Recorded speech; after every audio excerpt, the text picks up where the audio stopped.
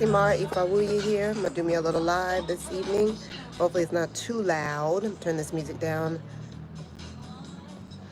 If you need responsible for you, got what you want. If you need, I can. I'm only here for you. Down for whatever you need. Sorry, that's an old scissor back when she was. Mwah. Had to like get into that for a minute. Yeah, y'all. So check it. I let me turn that off because they gonna give me a hit for that here on YouTube. But yeah, I want to talk a little bit about how um realistic it is to travel. Is it that those of us that like to travel in a semi-nomadic way, like myself and my family, are we just on the run? Are we running from something, or are we just realists about the reality of life? And I think it's an interesting conversation. I had seen some other kind of traveling women, solo traveler types, discussing this, because I think a lot of us sisters get a lot of flack for, not towing the line and doing things and doing things out of the box, living life out of the square that everyone wants you to be in, just in general, not even as a brown woman. And so, for me, I've always had like kind of an alternative approach to life. And I have caught, various responses from it. I have those people who, kind of see the value in exposing yourself to different and new and refreshing experiences on a regular basis, as opposed to staying in one place and acquiring a whole bunch of crap and houses and all these things that'll leave you running from here to there, stressed out. Now, it is nice to own property and it is nice to have things, but I think it's the mentality and the way you approach these things, not in a hoarding spirit, but in a spirit of knowing that they will bring more wealth into your life, and allow you to impact people more by having these things. So not in a hoarding, oh, I got this house, I got this car, I got this thing, but more from a spirit of like, okay, this is an increase in my wealth. If I'm wealthy, the people around me can benefit from that. And so I think that especially Americans, we kind of approach this stability thing from like a stuck and hoardish mentality, as opposed to like a free-flowing one. And so for those of us who don't buy into it, we're just out here living and kind of free-flowing in a certain type of way. I mean, for me, myself, I know that as a mother, there's certain things you have to have in place. You most definitely have to have like stable housing and things like that in place. And we mostly have always had that. I'm always working. I always have, small businesses, different things that I do to earn and to make sure that we're good. And I'm very grateful for that. But I know the lifestyle that I have is very off-putting for some people. Some people just do not rock with the idea of anything that might threaten the stability of children, of family, or have anyone kind of questioning or wondering about anything. But I feel like it's a mixed bag. It depends on the person. It's to each their own, right? So for some people, yeah, they are running. A lot of people are running scared from America and all of the crap and the karma that they feel America has coming to it. A lot of people are just trying to not be there for that. A lot of people are just running scared, trying to run from their past, trying to run from themselves, all the things. But at the end of the day, you really can't run, like Bob Marley say.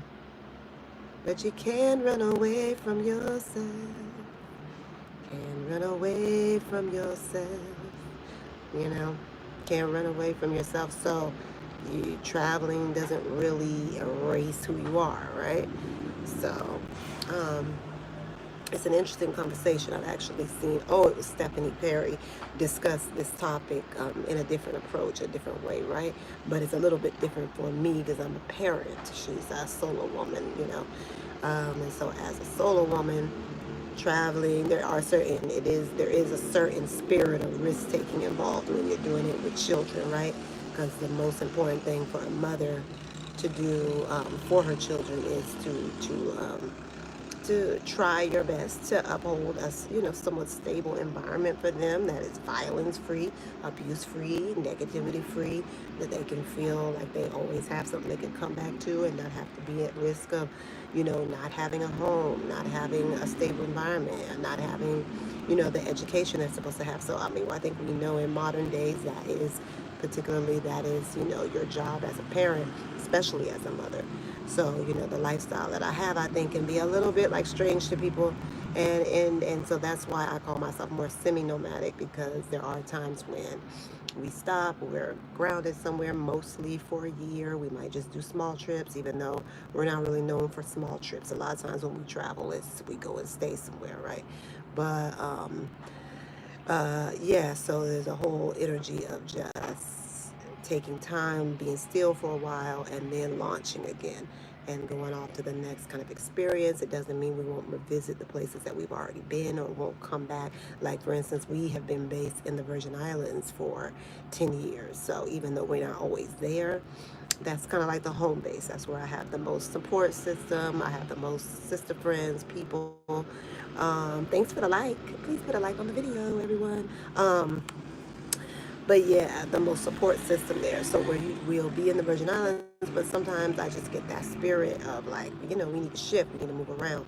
Either it'll be something in, like I'll feel something. Like even this year, I just didn't feel like doing hurricane season there. It's not a running thing. I'm not trying to run from the weather situation, but I am trying to be practical and realistic. Like, okay, they have said, and they're not saying this anymore, but at the beginning of the hurricane season, they were going off about how it's not looking so hot this season. Now, nobody knows what the weather's going to do unless the weather is being controlled, and they kind of do know. But nobody knows what the weather is going to do, so that just is what it is, you know what I'm saying? But at the end of the day, I was like, we're going to move around, we're going to go. And so that's kind of some of the things that, will motivate me to shift it and shift environments. And, it can look strange to people. And I think if, as a person who might be looking to travel, looking to take their children out internationally and stay for a while, staycations, being semi-nomadic, whatever it is, you really have to tune into your inner why, your reason for doing it, and be very, very firm and stable in that. So that no matter what your family is saying and people who are judging you and your friends and stuff, it's not going to deter you, because you don't want to get out and take the risk and get out there in the world and then be totally having people pulling you back because you so tuned in and concerned about how other people see your lifestyle. So you got people pulling you back. I had a lot of that when I first started traveling with my children, family, their judgment. I had family also trying to pull me back some way, reel me back to the U.S., try to get me to come back and do this or do that. And it was like I never could really like be fully engaged in what I knew I was supposed to be doing at that time with my family. And so now I don't have as much of that. I don't really have a lot of close family or nothing like that no more. So folks have died and just things are different in my life. But ultimately, I'm just grateful. So yeah, that's my advice for anyone, especially women with children who want to travel or anything. You make sure that you are solid with your why and your reason for wanting to be out there, whether it's wanting a different experience than being stuck in the US all the time with that same experience. Because for a lot of you who have never left the US, it's hard to understand or estimate or have any sense of like how amazing it is to get out of that energy and experience something different and be able to expose your children to something different.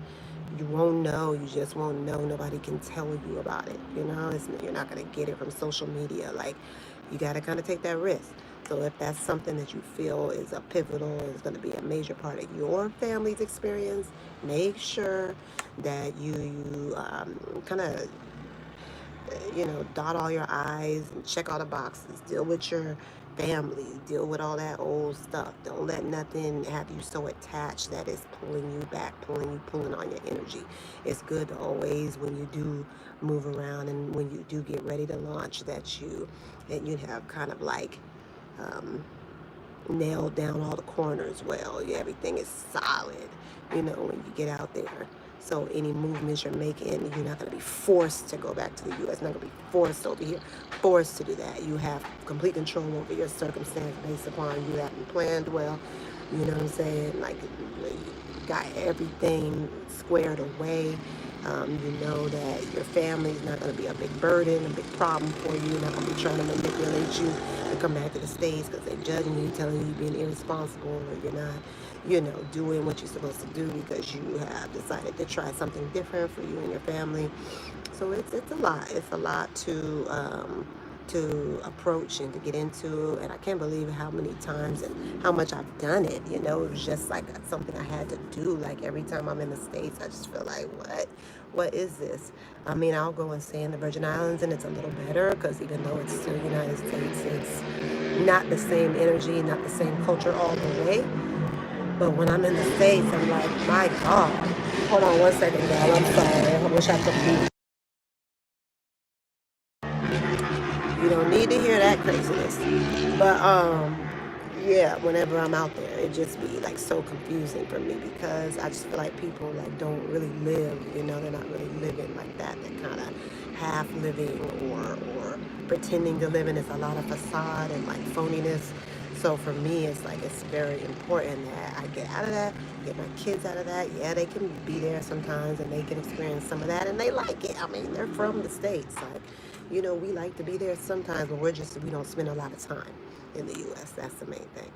And I don't know if they will ever really want to now that they've lived in so many dope places. I mean, just in the last couple of years, we've lived in Brazil twice, Costa Rica, the Virgin Islands, just in like 2.5 years. Um, so, they're very much tuned into like different frequencies, ways of experiencing life, right? So yeah, that's what I wanted to say to y'all. Like it could be looked at as a escapism type of lifestyle for sure. And then, I respect people who see it, my movement and my lifestyle as being semi-nomadic, as being like an escapism lifestyle, and it can be that. So that's why it's good to do the internal work before you even embark on it, and then make sure that that's not what you're doing. But if it is, it is. You're gonna learn either way. You're gonna experience either way. You're gonna get out of the American energy and find some other ways of functioning and thinking outside the box. You know how powerful it is to even just know other languages because after a while of living in a place, you'll start thinking in another language a lot. I had that the first time I lived in Brazil. And I started thinking in Portuguese, and my Portuguese was so good then. And because I had been here for a while, and all I did was hang out with Brazilians, you just pick up the language. That was like 20 something years ago. But when you think in another language, it changes your mind. Like your brain starts to rewire. Like when you expose yourself to more things and challenge yourself, and you push yourself out of your comfort zone and stuff, your brain rewires and it makes more space for more learning, for more growth, for to be more of who you are. So it's really important that we embrace unique and different experiences and not be so stuck. I think this is all my opinion. I really don't be caring what people do too much. To be honest with you, like really, everybody should just do what they feel. So I'm kind of beyond that. Everybody, you've got to leave America. No, you don't. You can stay if you want and you're fine. I mean, people are fine. It's a personal choice. But if you do decide you want to move, if you do decide you want to travel or see more of the world, I think it's a beautiful way to just increase your who you are, to like to expand as a person and to grow as a person and actualize more of who you are. So is anybody here? Holla at me. Oh, put a like on the video, y'all, please. Please, por favor. Ask any questions if you have any questions. I appreciate the two of you hanging out with me here. Yeah, if y'all have any questions, I had an amazing weekend. I mean, yesterday, like, I am so happy here in Brazil. My kids are happy. We're just happy. Like, every time we come here, it's just a sense of like, like exhale, like chill. People are chill, more or less. I mean, don't get it twisted. Be some assholes and stuff, but You know, people are chill. The lifestyle is cool. We're in a huge city, and you don't even feel the impact of that because it's so well organized. Sao Paulo is so dope. And so yesterday we went to some friends of mine. They have a cultural center. They teach English immersion classes there. It's called Espacio 377. I think it's 377. And then they're Americans mostly. So they're like Americans, but they're like Brazilianized because they've been in Brazil for so long. And then in the evenings they do like cultural events, and we do jam sessions over there. It's a good vibe. So my daughter got to play her bass and jam with the dudes over there yesterday, and hopefully I'm gonna do some singing over there pretty soon. I didn't really jump in last night, but I want to. And then today we went to Beko Bachman. Check out my new videos, y'all, too, because I posted some cute videos down in Beku, some shorts, and yeah, posted a short today, I know. And then I'm thinking about going salsa dance this evening. I haven't done that in a minute, and for those of you who know me, and there's only two of you here, and I doubt you know this, but yeah, so I dance salsa. I've danced salsa for years, so you know I'm no professional, but I like to get it in.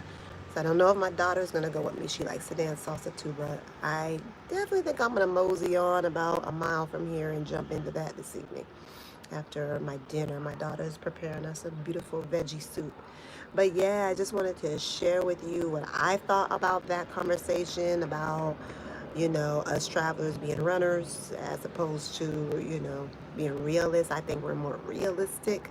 I hear some of my friends talking about all this stuff with this Trump and what is her name? Listen, the vice president, okay? Kamala? Yeah. So, and all of these things about that. And I'm just like, I don't know nothing about all of that. Is it on your bucket list? Hi, Pamela. I want to do language immersion as well. Yes, language is so key. Yeah, yeah, no, my daughter, I kid you not, the first time we came here, when the first time I came with them, with my kids, we were in Bahia, we were up north, and we went straight to Itacare, and she was jamming straight off the plane, okay? And she didn't really know, she hadn't really studied Brazilian music or anything like that yet, but last night they were just jamming some funk or whatever, American funk style, but so she will jam, she'll jump in. We were in a salsa band together right before we came out here this time for several months, and we didn't really get it off the ground all the way, but it was dope. I was on vocals with my boy Rived from Cuba, and my daughter was the bassist. She was holding it down, so she's bad. People be like, oh snap, they don't be expecting her to get down on the bass. She's definitely like a pocket player, so she holds it down. So yeah, we're a musical family too. Yeah, but the language thing, Pamela, is really important because, well, here it's super important because a lot of people don't speak English like that. Even though down here in São Paulo, you have a lot of English speakers here. You do. It's not. It's not. It's getting better and better every year. But yeah, y'all. So that's it. If you have any questions at all or anything, feel free to link me. I usually put my email below the videos, and then I have my link I put there for people who want to consult. I've actually been getting more people wanting to consult, especially about Brazil details. I mean, my consultations are mostly around just helping people get their vision together and start to plan out their trip and plan out their global journey wherever it is or whatever they're doing. Um, but people are actually starting to hit me up, especially around Brazil. People want to come here, they want to know it more, but I think it's also kind of off-putting because a lot of us are more used to Spanish in the States. We haven't really been exposed to a lot of Portuguese, and Portuguese is a handful to take on as a language. Just the sounds and stuff, it takes a while to get used to. It's not Spanish. Even though having some sense of grammar, Spanish grammar, can help you to be able to learn the Portuguese. So luckily I've studied both, so it has helped me a lot. But The language, it would be great if you came here and studied language. And you know what's really cool, Pamela, is that the colleges are super cheap. You can go to college, you can study language in the colleges here for dirt cheap, like just out of pocket. You wouldn't even have to think about it. So you could literally study like, you know, college level Portuguese if you wanted. But yeah. I'm like, I'm so tempted. I'm about to go put my fishnets on and get ready. I'm about to get ready for this salsa club. Pamela, you're South Florida, right? I won't say where, but you're South Florida still? Girl, we were just in Florida. I don't know if I told you this on one of the lives, but we were in Orlando. And I was kind of vibing around because I don't have nothing against the States. I was like, well, if my kids think they might want to try that for a while, we'll try it. And we were in Orlando, and I was just like, couldn't figure nothing out. I just could not figure anything out. Orlando, I used to kind of think it was okay, but I didn't like it this time, and I was kind of mad at myself because I really wish I had come to South Florida because it's not like they're pretty much the same expense-wise now. South Florida is a little more expensive, but I was kind of just looking around, trying to see if we could find housing, stuff like that, but it was a mess. That's how we ended up back out here, but if we do come back stateside, I think the only place I would try to stay for any period of time would be South Florida because one, my closest girlfriend is there, and I know it, you know. Oh, you've been there 12 years? Okay, but you're not even from there like that. Okay.